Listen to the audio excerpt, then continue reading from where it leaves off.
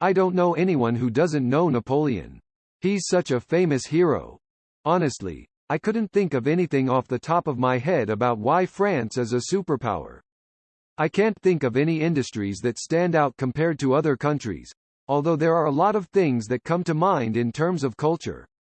One of the hallmarks of a great power is being a cultural power. In that sense, France comes to mind a lot, including art, but it doesn't have an industrial base that comes to mind. I realized that as soon as I saw the Napoleon movie.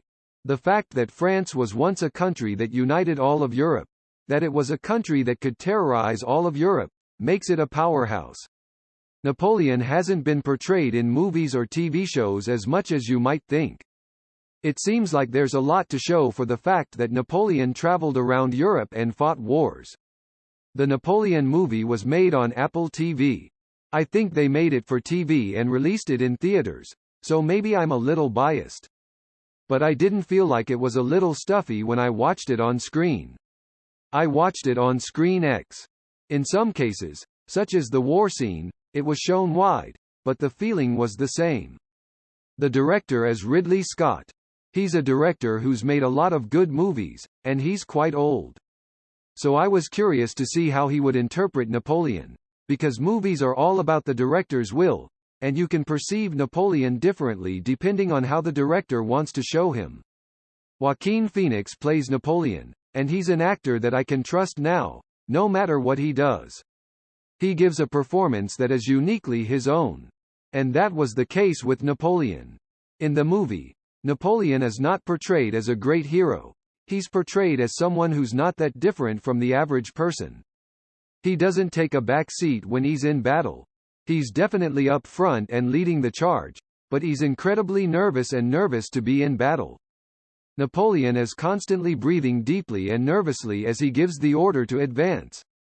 He even stumbles as he rushes into battle. It's all too human, and it doesn't need to be shown, because it shows that Napoleon is not a perfect human being.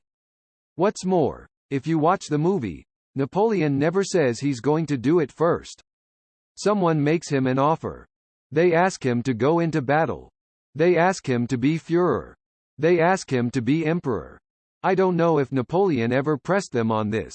It doesn't look like it in the movie, because the poster says that Napoleon made himself emperor, and that's what it looked like to me.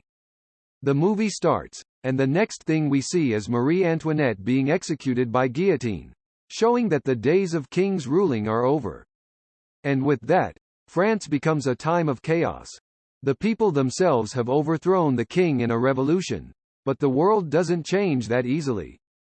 Add to that France's famous enmity with Britain, and it's up to Napoleon to defeat the British in France, lest they push on France. From this point on, Napoleon's most important tool in battle is his cannons. He uses cannons to kill the enemy first. Now that he's defeated the British, he's instantly a hero in France.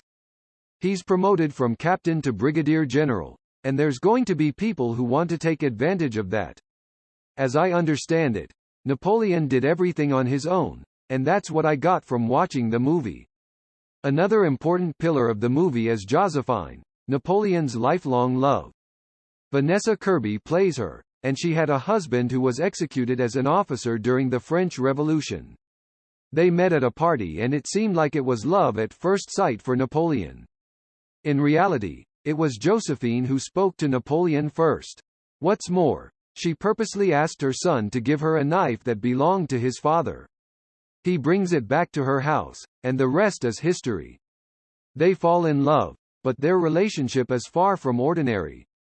After marrying Napoleon, Josephine sees other men when he goes off to battle. Interestingly, after Napoleon finds out and tells her, they fall in love again. It was clear that they needed each other. Josephine seems very confident, but we don't see much of her in the movie. One of the things I miss about the movie is the Napoleonic battles. Most of the time, they only show the beginning. The only real battle scene was at the end when Napoleon lost. It shows that Napoleon's strategy was exposed and no longer works. Napoleon is a hero. He has followers everywhere he goes. The movie Napoleon focuses on the human side of Napoleon. even when he's defeated and surrounded by his enemies and being asked respectful questions. It doesn't seem to show much of the heroic side. I liked Joaquin Phoenix's performance, but I didn't like Ridley Scott's direction.